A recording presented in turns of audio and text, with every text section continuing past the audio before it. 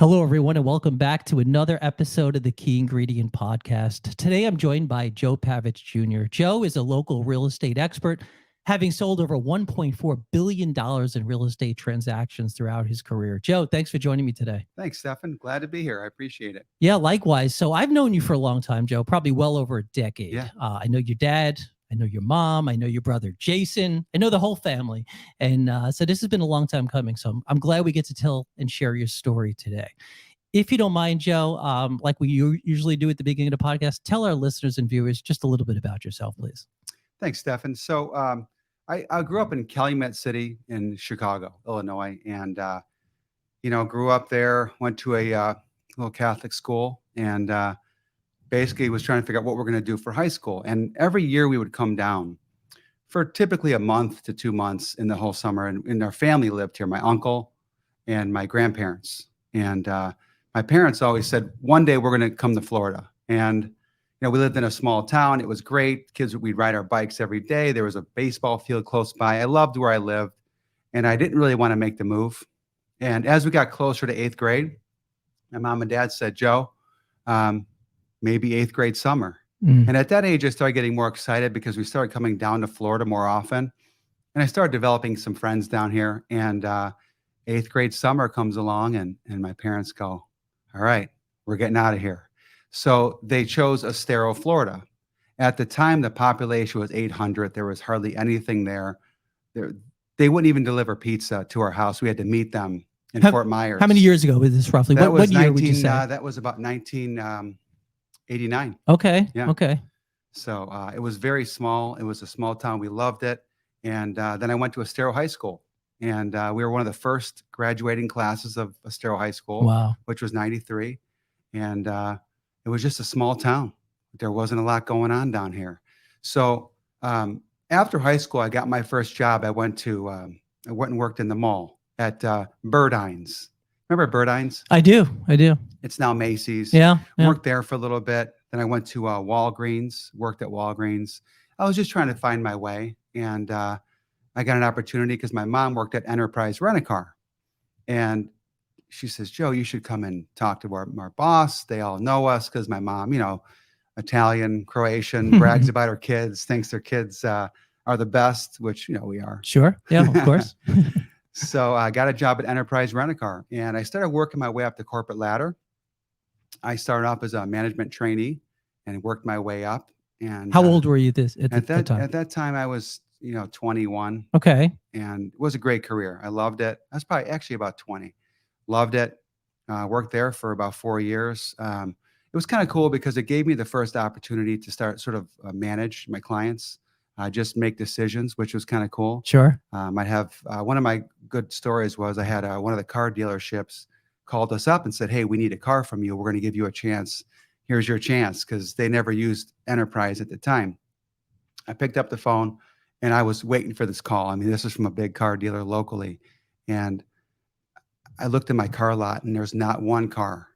And I said, I'll handle it. I'll pick up your client and I'll make sure I get them a car. And it was kind of cool because you start making these decisions by yourself without having a boss telling you what to do. Absolutely. So I remember it was an important client to me. They had a town car, big car, and all I had was this damaged little Civic. It was in trouble. I wasn't even supposed to be driving it. So basically I went there, I picked up the client and I said, this is not your car. Don't worry. I said, where are you going? He says, I'm going to play golf. I said, I'm going to take you to the golf course. I said, where are you playing at? And he told me, I think it was Pelican Bay. I dropped him off at the golf course and I knew that I had 4 hours to find this guy a car. And I did, drove back, delivered a car, made the owner of the dealership happy. And, you start developing these relationships and all of a sudden we became the only company that one car dealer used. So wow. For me, I thought that's pretty cool, to be able to make my own decisions in that. And at that point I was, probably 2 or 3 years into my career. And my dad at the time was in real estate. And he always would say, Joe, get your license. And at that time, I mean, Stefan, real estate was unheard of. I mean, nobody sold real estate. Well, and down here, like you said, a lot of people, I mean, it wasn't quite discovered down here like it is now, right? Is that fair to say? That's right. Okay. I think there was about 20 realtors at the time. Okay. And I remember when I went to my boss and I said, I would think I'm going to change careers. He says, well, what are you going to do? I said, I'm going to sell real estate. I mean, they looked at me like I had three heads. Sure they did. They Yeah. said, real estate, what are you going to do? Sit open houses every day? I said, well, maybe. Sounds kind of, in my head, I'm like, that does sound pretty Yeah, boring yeah. when you're They in your make you young second guess 20s. that a little bit. Sure. Young 20s and open houses on the weekends. All my friends are doing their thing and Yeah. going to the beaches, and I'm sitting in open houses. So I said, yeah, I'm going to do it. I'm going to make it work. So I would say for about the first 6 months to a year in real estate, my father, my dad, Yeah, sure. Everybody he'd give knows you your the shirt dad. off his back for sure. So great. He would send me, he's give me numbers of people, call them, call them, call them, give me clients. And I hadn't really developed my own real business yet. And I wanted that so bad. And one of the first times I went into a listing appointment, I had all this paperwork, listing agreement, seller's disclosure, All ready unpacked to it. go. And I went in and I said, yeah, I'm here to meet you. My dad told me to come over and we start talking about the house. And the guy was very happy and he says, all right, Joe, let's go. So I pulled out my packet and he says, get that out of here. He says, I know your dad. I know you. Shook my hand and goes, sell my house, Wow. which it's changed over time. I It mean, has a it's, little bit, sure. everything's obviously more contract based now, but at the time, that was one of my first deals was on a handshake. Wow. And I thought, wow, that's pretty cool. And I sort of incorporated that stuff into my business because I am a handshake kind of guy. I don't need, I mean, we have to have contracts, but when I give somebody my word, and I'm going to do my best for them, that's just how we do it. Yeah, well, like you said, your dad is known for that. I mean, your dad is not only extremely well known, but people love your dad. Yeah. Let me stop you for a second, Joe, because I love when we tell the story to really kind of get into it. So let's just go back for a few moments, and so let's take you back to high school. Sure. What were you like in high school? I mean, did you play sports? Were you entrepreneur? Were there signs of entrepreneurship back then? When you look back, because usually, I mean, I could say for myself, when you're in that moment, you don't necessarily see it, but when you look back, maybe you do see some glimpses of what might have become from that. So, well, when they ask you what you want to do in high school, yeah, you don't really you kind of go a direction, but you don't really know if it's going to work. Sure. And at that time, I really was a little bit lost, to be honest with you. I wasn't sure what I wanted to do. I was a pretty good baseball player in high school, Stefan. Estero High School was kind of in the middle of nowhere, so I was good at Estero High School at the time. As a matter of fact, I led. I want to say maybe the state. I don't quote me on that. We won't do a fact check. Don't worry. But I did have a pretty high batting average. I batted .507 in high school. Okay. And it started, getting out there. It's really good. The local areas, and I just didn't know what I wanted to do. But I thought I had something because our area was so small. Sure. Right. So that was kind of my dream, was to just play professional baseball. Yeah. And I hadn't really selected a career that I wanted to do. I really didn't know. That like career was sort of like secondary. I was so focused on going to the show that a career wasn't really something I was thinking much of. I wasn't sure what I wanted to do. I remember when they were going around class asking some of the students what they wanted to do for a career. I didn't really know. And I said, car sales. The first thing that came to mind. And they're like, oh, that's cool. And, I just didn't know if that would work. Yeah. So, but then with baseball, I played all through high school and I tried to play baseball in college. That didn't work too long. We had Edison Community College at the time. Were you here? Yeah. I know Edison. So I went to Edison and I was a walk-on, meaning I didn't get a scholarship. And when I first day on the field, everybody's really good. Everybody's got a scholarship. Sure. I'm kind of a walk-on. I'm a freshman and I'm trying to compete for positions of kids that are, more talented in a lot of areas than I was. So I thought, wow, this is crazy. So I'll never forget, about halfway through the season, my college baseball coach sat me down and he said, Joe, you're not going to believe, the conversation that we're going to have. But he goes, I think down the road, it's going to help you. And at the time, I mean, I get the chills sort of thinking about it. But he says, I'm going to let you go. And I mean, like I said, chills going. Wow, right? Sure. So I could not believe it. I mean, I remember I just was like, I said, like, why? Right. And I remember trying to even like ask him or talk to him. I felt like I was going to cry. And so I kind of asked a couple of questions and let him do the talking so I didn't burst out in tears. And he says, Joe, you have the best attitude on my whole team. He says, your attitude is the greatest. You don't get down on yourself. You're always positive. You motivate other players, but your skills, you're a good player. You're just not a great player. And I think Sure. there's just some things you got to sharpen up on. And listen, I'd love to have you back next year. Maybe come back and try out. And at that time, I was thinking, if once I get cut from this team, I'm not going. That's it. It's over. I'm out. Yeah. Yeah. So then I went to Santa Fe Community College for a year. Okay. And one of my closest friends, Hank Woodman, he was a really good pitcher in high school. He threw about 93 as a freshman. I mean, 92, 93. And he was striking out seniors. He was great ball player. So Santa Fe Community College says, hey, come up and come visit us. Yeah. So I brought Hank with me. Just come with me. And then they grab him, sure, I get the boot. So yeah, hey, you did a nice thing though. You had all the right intentions. Yeah. So that was it. That was it for me. Wow. So when you got started in real estate, so let's go back to that. So it was your mom, I believe you said, who said you should get into real estate, right? Is that my dad? Oh, your dad. I'm sorry. So your dad was already in real estate. So did you join his team right away? What was that like? Pretty much. My brother did actually before I did. So okay. Jason did before. Okay. Yep. And then me and my mom and my cousin Mike, who doesn't sell real estate anymore, he lives in Chicago.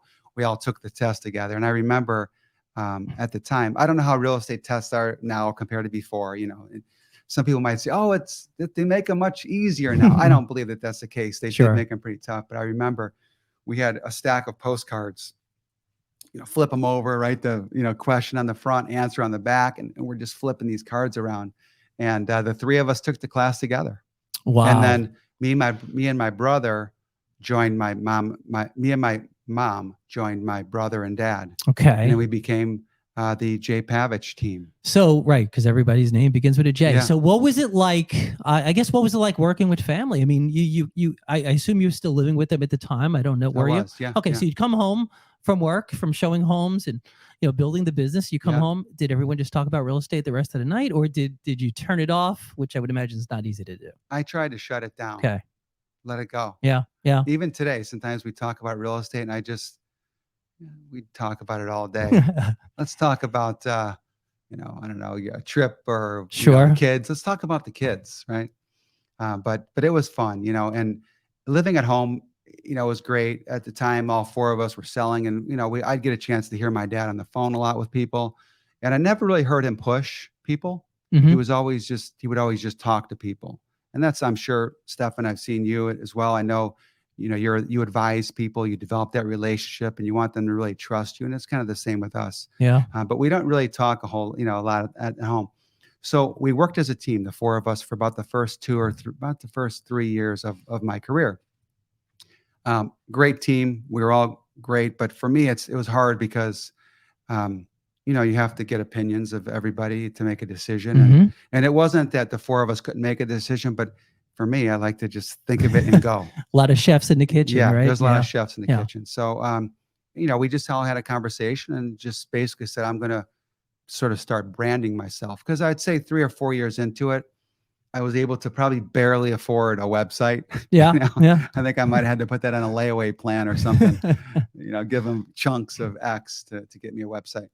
But then I got my own website and I started kind of developing my own name. And at that time, I didn't have to get deals from my father or family. They came in, they start calling me. Mm-hmm. And I thought that was so cool. Sure it is. I'm like, wow, they're calling me. And they must think I'm great. And then all of a sudden it became where my dad might answer the phone. They go, hey, is Joe there? Yeah, this is Joe. Oh, that must have been the best feeling in the world for you, right? Hey, like, Dad, that's for me. Give me the phone. So it took a while to get there, but obviously I set my goals. I wanted to sell. After a couple of years, my goal was to sell maybe 3 million at the time. Now, remember, the property values were a lot less back then. Everything was priced at 200,000. So if you sold 3 million, that you had to move a lot of $200,000 properties to get there. Absolutely. So I said I wanted to sell 3. I wanted to sell 5. I wanted to sell 10. If I sell 10 million, I'm going to be the happiest guy in the world. I sold 10, and then I thought, I don't really feel different. Like I was expecting there to be a a celebration or something like that. And then I just set my goals, and I've beat them, and I just achieve them, and I beat them. And if it's too much pressure on all of us as a team, I do have 4 full-time assistants. If it's too much pressure for 4 of us, I'll get a fifth. Yeah. If it's too much pressure for 5, I'll get 6. It's a good problem to have, yeah, right? yeah. Sure. Just keep hiring good people. Yeah. So Yeah. That's amazing. You know, it's interesting you say that because a lot of entrepreneurs are different when it comes to celebrating success. sure. Some, like you said, you hit a number and you open up champagne and you celebrate, and Yeah. you go on vacation and you take 3 weeks off and then you come back to it. And then Yeah. some don't. That's And I've right. always been like that, where I don't necessarily, you try to get to a certain point and you get there and you feel good about Yeah. it, but then there's the next step. And for me, and you tell me what you think, but I think a lot of that is keeping the momentum, It right? is, Because yeah. once you stop and you celebrate too long, momentum's gone. That's right. And momentum is a big thing. Yeah. Yeah. You're right. You're in first place in the race. You kind of slow down. You look back and go, "Oh my God, I better speed up, man. These Yeah. second and third place is passing me up." So that's just the way it goes. Sure. You just want to just keep going. I've never been one to really feel like I achieved what I wanted to. I always wanted more. Sure. So it's kind of a cool thing. You just keep pushing. Well, not to make this like a psychiatric, evaluation or whatever, but when you look back, and I said when we look at how we grew up, I mean, so you're an athlete, right? When you look at athletes and you look at entrepreneurs, there are a lot of similarities, Yeah. right? There's discipline, right? There's the work ethic. They keep going, Yeah. right? They don't celebrate. So when you look back, I mean, you could see some of those traits. For We sure. just don't know they're there at the time. So you were pretty fortunate. So you had your family. You started with them in the business. What were some of the things you'd say you learned from your mom and your dad? Hearing them on the phone all the time, all the time, all the time, yeah. talking to people. I was able to kind of listen to, the way my father or my mom would talk to people, and they would just listen, and they would not be talking over people. My dad was always pretty calm and cool. I mean, sometimes, hang up the phone. And, no, I'm kidding.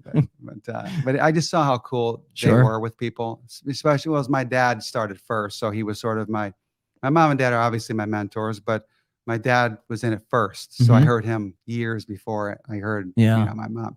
At the time when my mom was in it and my brother, we were all in the business a little bit around the same time. My dad was already a legend, so, but he was just cool. And I remember just never pushing somebody to make a sale to buy something that day was always a big thing, like advising them to buy the right properties.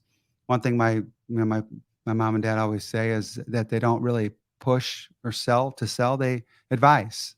And that's really gone around, and I'm sure hopefully my kids will say that I'm the same way, and I know I am, is that if I don't like something, I tell them, Stefan, I know you want to see this house. Let's go take a look at it and see. I'll give you my opinion, but I think I could do better for you than this house. I don't think it's checked all the boxes. Sure. If you want it, that's a different story, but I'm just giving you my opinion on what I think it is. Yeah. And that's cool when you can get to the point where you can do that, where you're not really selling to just make a sale. Well, the You're more to successful you become, the more you could do that, right? Yeah. I mean, repeat Yeah. business, right? Sure. That's a big thing. Yeah. So let's talk real estate now. I mean, obviously, this is one of the hottest areas, I think, in the country, right? When it comes to real estate. Yeah. Is it fair to say that? Yes. So we go back to, like you said, in the late 80s, right? 200,000, you probably would get, for most people who live in other parts of the country, a home of their dreams, right? What's it like now? So what are you seeing? Let's first start what you were seeing before the pandemic, and then we'll kind of discuss where things are now. But what was it like before the pandemic, during the pandemic, and then after? So Okay. before.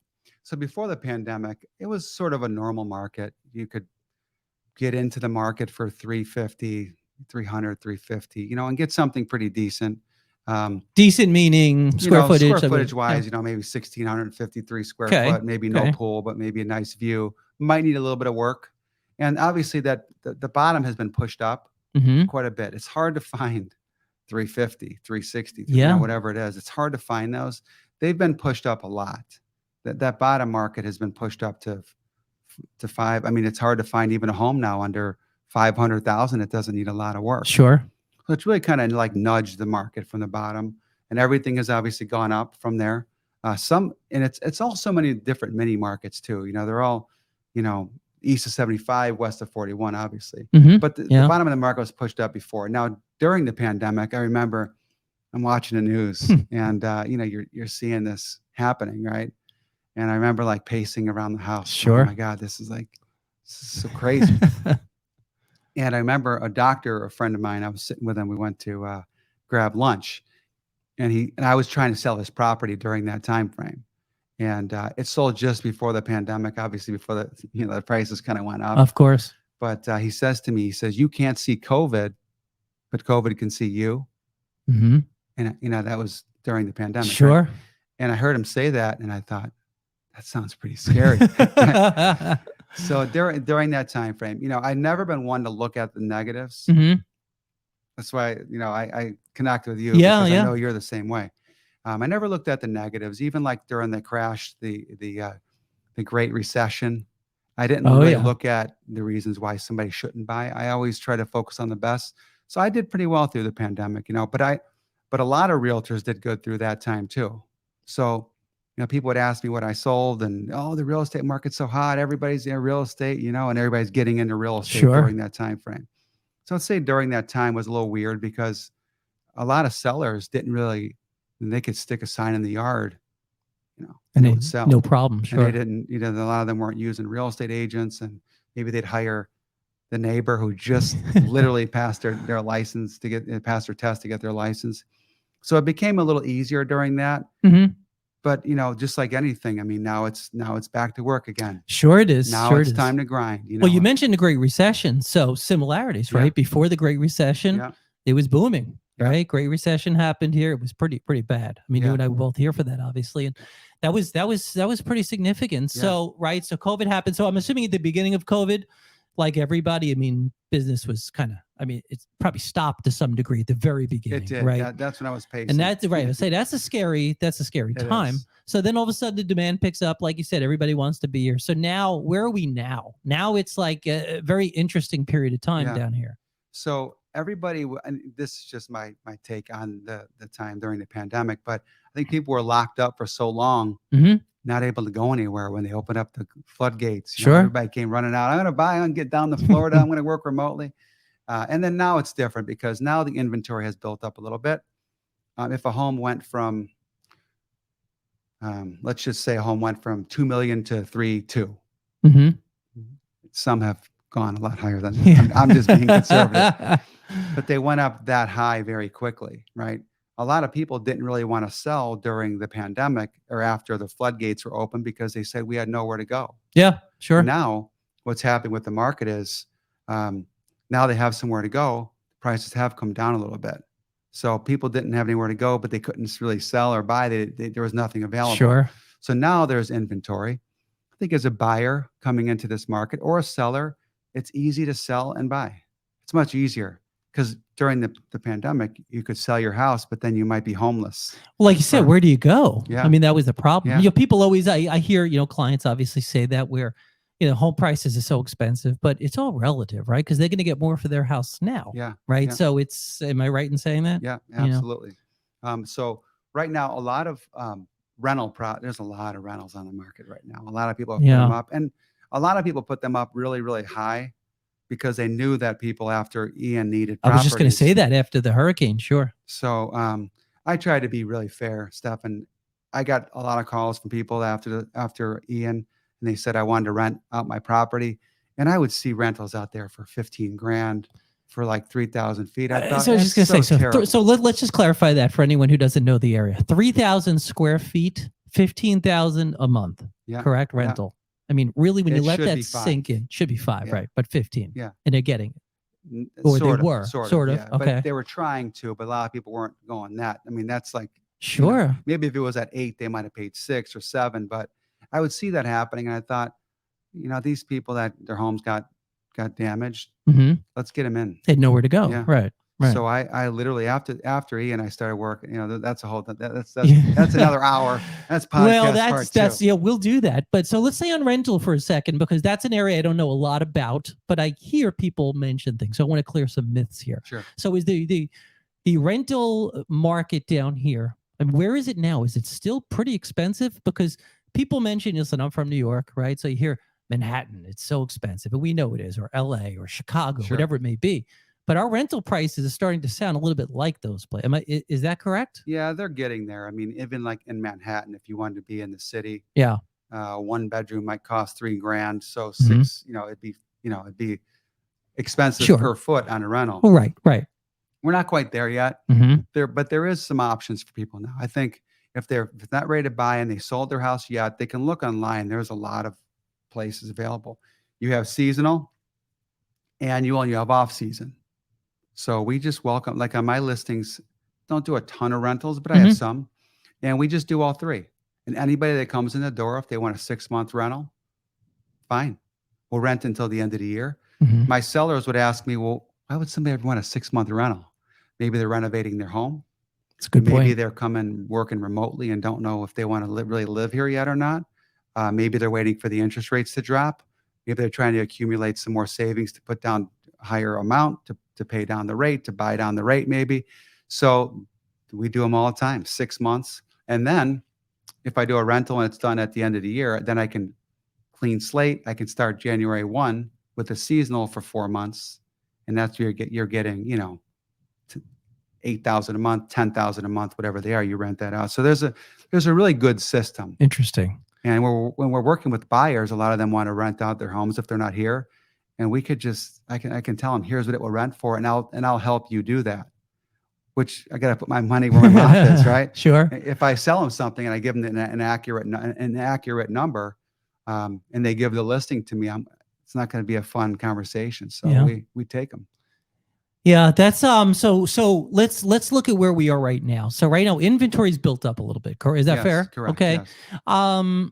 But homes are still selling, Yes. right? So just maybe not at the same rate, but still pretty high. Is that That's fair correct. as well? Yeah.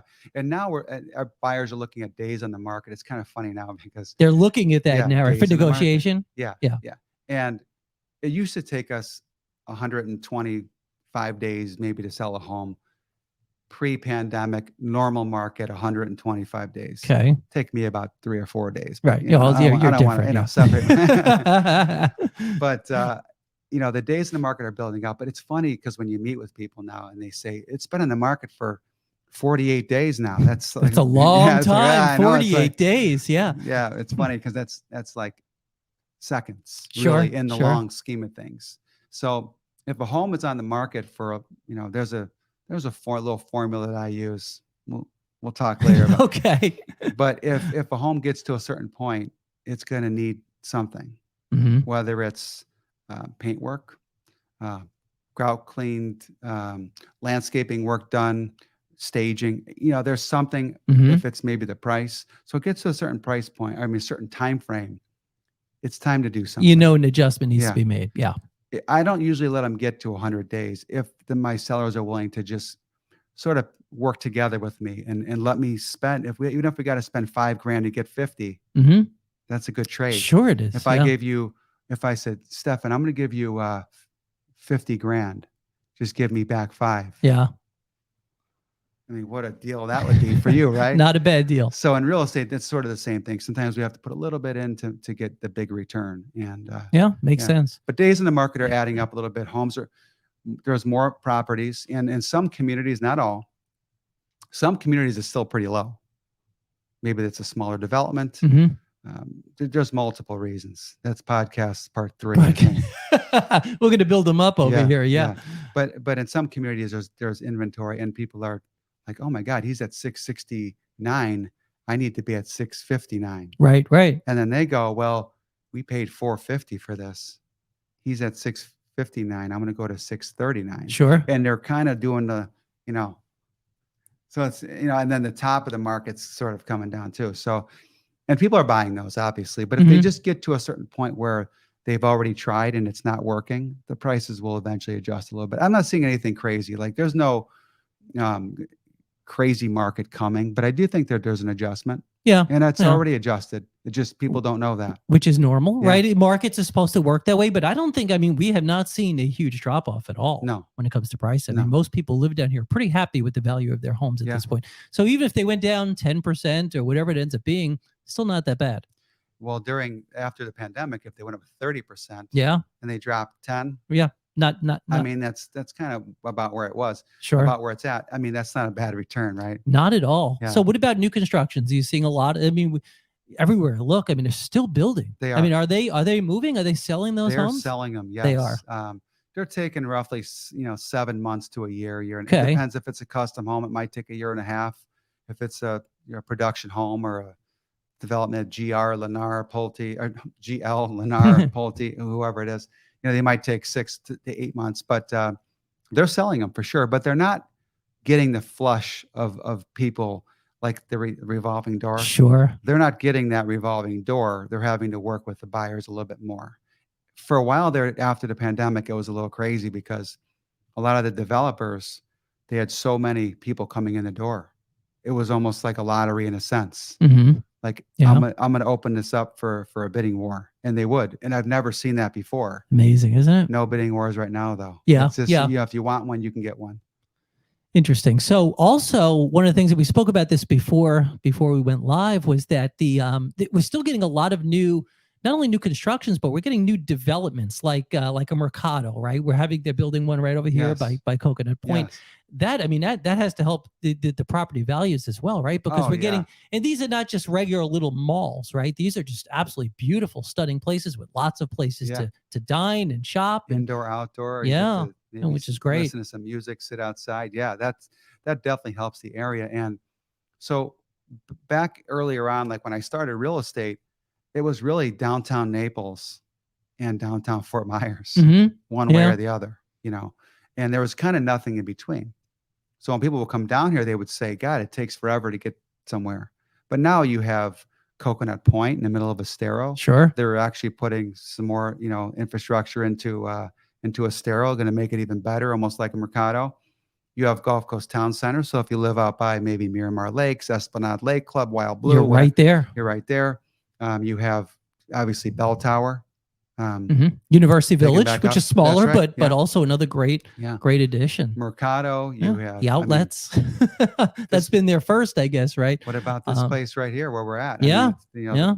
there's a You're lot going on for there sure. is there is. And then of course Fifth Avenue, but everybody's not going down to one. They're kind of moving around. Yeah. Where do we want to go eat tonight? Me and my wife have the conversation. Well, let's go here. Actually, our goal is to find the hole in the walls with great food. That's the key. Have you been successful with that? Is a lot of good Yeah, choices around here. yeah, Yeah, yeah. yeah. I have been. No, it's a great place as far as that. And like you said, it keeps building up. And the best part is wherever you live, there's infrastructure Yeah. around where you live now. So you don't have to go, like you said, 30 minutes north or south to That's go right. somewhere, which is great. Yeah. So as we kind of wrap up here a little bit, let me ask you a couple things about your career. So I guess we mentioned what you learned from your parents. What would you say was the most difficult part of working within a family? So anyone listening who's going to join a family business or work with their family, what's probably the toughest part about that? Well, you have different personalities, different motivation. Some people want to work harder, want to work smarter, lesser. Everybody's just different in any Yeah. family, right? A lot of people come up to me and said, "How do you work in the same office as your family? Is that hard?" I'm like, "Not really. It's actually pretty simple. We all do get along very well." Well, you have a great family. Yeah, Yeah. thank you. Yeah. But I would say, all follow the same rules that you started with. When your first initial meeting with your family to talk about how you're going to do it, don't change it. Sure. Just keep it. Just keep your word. Yeah. You Yeah.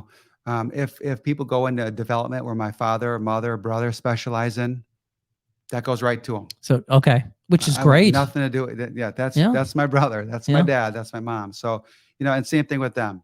But we do have a respect for one another, and we just keep our word. That's it. Yeah. That's We terrific. when you're crossing the line on something, Steph, Of course. right? Of course. When you're going into an area where you really shouldn't be. Don't go there. Yeah. You won't Yeah. get yourself in trouble. So, but it's great working as a family.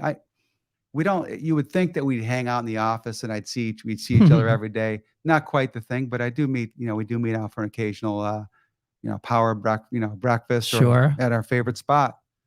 I coffee see in the morning all the right? time. Yeah. Yeah. Always at Starbucks. So a lot of people listening as well want to get into real estate. Now, obviously, like any business, it's changed quite a bit over the years. You probably had more solo practitioners, I'm assuming, in the past. Now you have people joining existing teams. Sure. What are you seeing as far as the trends in real estate and joining teams? And what advice do you have for people looking to get into real estate? So real estate is obviously a great career. I think it's become more of a, I'll just get my real estate license because I think I can do it and it looks pretty easy. It's hard. Yeah. It's very hard. It's like anything, people get their license, and a lot of the agents I talk to that have recently got their license said, "What do I do now?" Sure. Because you go through all this work to get it, and then you go, how do I start? That was the easy part, That was the getting it, easy right? part. Yeah. Yeah. You got to work. And if you ain't working, you're not going to make any money at all. It's the wrong Hmm. career for you. If you're not doing open houses, meeting people, business cards in your pocket at all time, networking. I mean, I look back at what I've done, and I know that I could do it over again because of the rewards it has. Sure. I mean, not only from the sales, I'm not talking about sales exactly, but just the rewards. Having a family, I got 3 kids, Yeah. and I'm a dad. I built myself a team of women that people love, and I always joke around and say, "You're going to love them more than me." I'm not available today because I'm at a baseball game, but Julie, Stacy, they're going to be with you today. They're going to show you a property, and at the end, they always joke around and go, right, you're right, Joe. We do like them more than you." It's kind of funny. You knew that was coming. So I developed Yeah. a good team for sure, but it's just not an easy career. Um, I always tell people in the office or agents or whoever it is, you know, you got to do open houses. Have to get involved in meeting people, different types of events, whether it's a real producers. I'm just using that for an Yeah. example. I used to go to charity events all the time, meeting people. Um, giving different, motivational, going to motivational meetings, meeting different people, calling people that were better than me at the Sure. time, that sold more than me, asking them what to face, meeting the professionals, asking them, hey, like in your business, right? You've been doing this a long time. Hey, Stefan, I'm looking to get into your field. What do you think I should, where should I start? Hmm. It's rare people come to us and ask us questions about how to get started, but you're going to have to work. And when that phone rings, you're going to have to pick up. Whether you're golfing, there's no more golf. Yeah. Like if you're going to become a real estate agent, you better have that phone on. Sure. Or 4 hours later, if you're out golfing as a new realtor and your phone's off and you pick it up in 4 hours, whoever called you called me to go I was buy going a to say home. they reached out to somebody Yeah. else at that point. Yeah. You're right. So you got to just work it. And that's the biggest thing. It's not an easy career. Sure. You could, somebody could maybe sell, 3 homes a year, maybe meeting somebody in Publix, you get your name badge on. Hey, Sure. oh, you're a real, and you might be able to make that happen. But if you want to make it a career, you got to work it. And if you're not, and you got to put money back into it too. I mean, I have a pretty good marketing budget. I see your billboards Yeah. everywhere. So of course, yeah. Every time something comes up, cool, I try it. If it doesn't work, I throw it out. If it works, I add more. Smart. You got to put money back into yourself, believe in yourself, and get up early. Early bird gets the worm. Early bird does get the worm. Do you think a lot of these reality shows like the $1 Million Listings, do you think they help the business or hurt the business? And I say that and just I'll give you my perspective and I want to hear yours, of Sure. course, but to some degree it probably hurt because you watch a 1-hour show and you see one real estate agent sell 2 homes and you Yeah. don't realize what went behind all of that, Sure. right? But it probably helped as well because it has shown that this has become a real career, right? Yeah. Very different than what it was 30, 40 years Sure. ago. So what's your perception? I agree with you as well. It's good and it's bad. Yeah. There are some things though that are kind of a little funny. Like they have a broker, like a broker open event. So broker open events were always a kind of a cool thing, right? For a seller. Yeah. You'd say, I'm going to invite all the brokers to come see your house, right? And I mean, Stefan, believe me when I tell you, I don't care what anybody says that's listening to this podcast today. To get 20, 30 people there would be really hard to Sure. do, along with a DJ and and bidding wars and it's just hard to get. So some of the things I would see where they'd have a broker open, it'd have 500 people. Well, they have the Bravo a cameras DJ, behind them and red everybody wants to. carpet, Yeah, sure. And then there's people bidding on the house. Yeah. That's obviously kind of far-fetched, of course, but Sure. there's some funny stories in there that we can all relate to.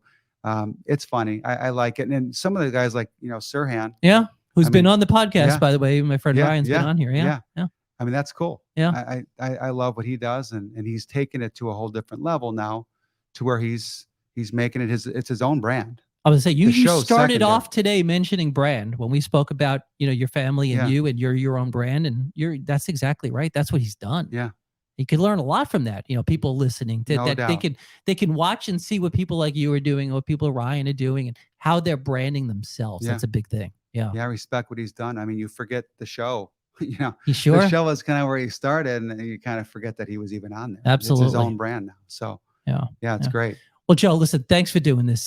This is again, you and I have spoken so many times over the years, but to actually have you in the studio on and tell your story, I really appreciate that. Thanks, Stefan. You and your family well known. I hope this was a way for people to get to know you and your family better behind the scenes of the real Sure. estate market. So, thank you for doing this, and I wish you all the continued success. Thank you so much. Same Thank to you. you.